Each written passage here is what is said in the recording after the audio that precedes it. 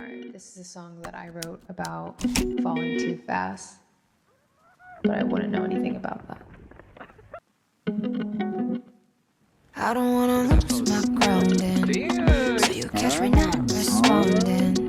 And I press my lips together so you don't find any answer. I'm on my phone 6:30, can't be texting you this early, cause I fall too fast and lose myself. Welcome to my palace. My friends, they see the patterns. I say it's different, but it's only faster. How do I tell them? On the outside, Korea doesn't have many flaws. Life is overall convenient. Public transportation is practically countrywide, with 24-hour convenience stores, and even during Corona, nightlife was abundant, lively, and fun.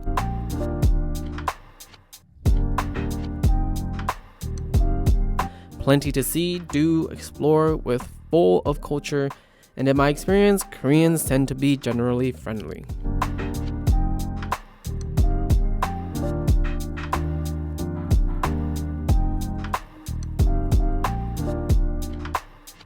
And of course, we can't forget K-pop and the K-drama industry that has been booming internationally. It's raining. But despair seems to be what awaits you as you try to further integrate.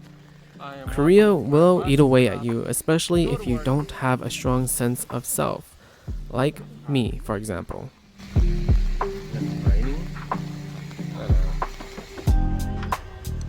Narrowing down my struggles, one of the things I had the hardest time with was the lack of social support and interpersonal relationships.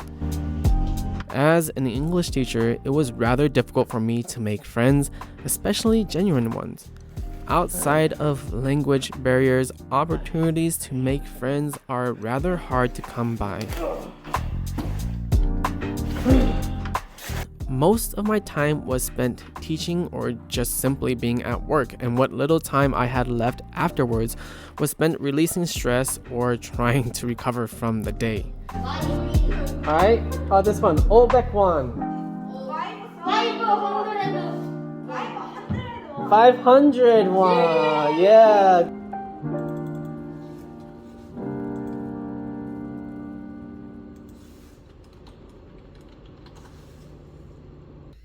And in my experience, work environments, especially in a different country, don't make for the best conditions to spark and build relationships. So one of the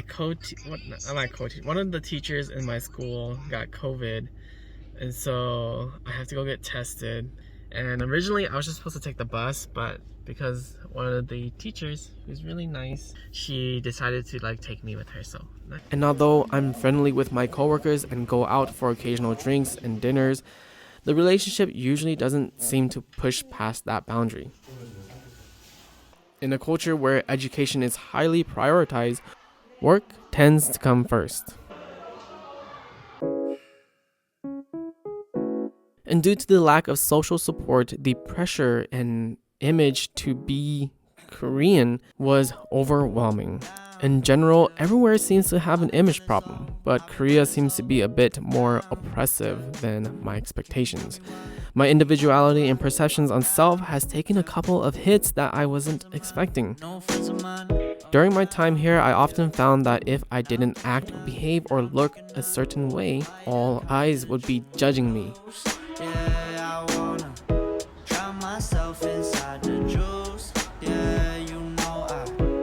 There seems to be a lot of subliminal and superliminal stimuli to be peak Korean.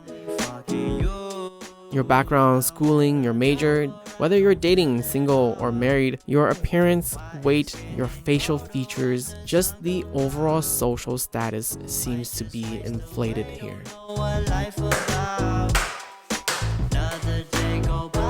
Back at home, before coming to Korea, I never thought that these type of things would bother me so much. But when I'm approaching my third year here, constantly being outed for my individualness chips away at your mentality. An overwhelming sense of isolated loneliness filled my time, and reality had set in. I had traveled abroad with no support system to a country where conformity is normalized but never truly accepting of outsiders.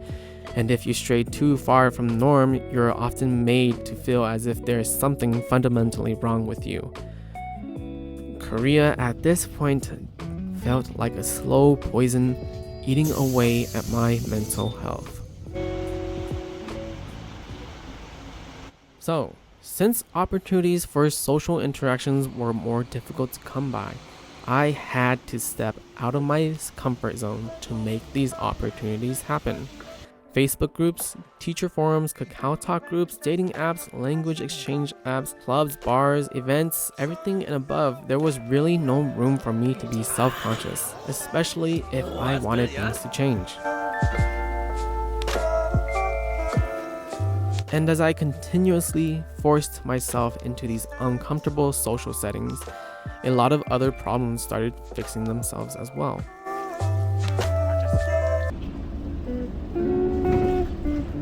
By now, I've probably crossed paths with more people than I've ever had to compared to when I was back at home. Oh, is that all? Gotta put this in the vlog now. Give it an example. And with every interaction, I learned so much about myself and especially others. Oh, that's really close. I wasn't the only one struggling in Korea. People from all over the world, from all sorts of different backgrounds, were dealing with the same or similar problems as I was. With the lack of opportunities to reach necessary resources, people found themselves struggling to experience Korea without their mental health deteriorating. But oddly enough, learning about other people's sufferings gave me a sort of comfort, realizing that it's just a reality we're all facing. I didn't feel as pitiful of a human being, and my sense of worth in my own world didn't feel as meaningless. And so I continued to push myself outside of my comfort zone until I was able to establish new boundaries.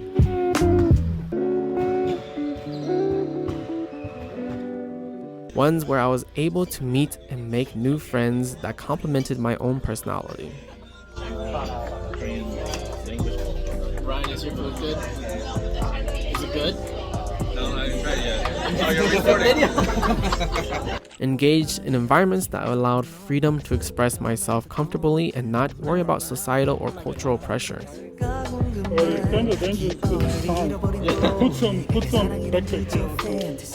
And as I continue to manifest these experiences, I no longer loathe or despise myself as much for my inadequacies. The problems that were eating away at me no longer chipped away at my mentality. Hi.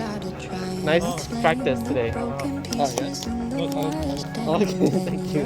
I was able to let go of unhealthy relationships and put more focus on myself. Because of that, life in Korea didn't feel as intimidating or constraining.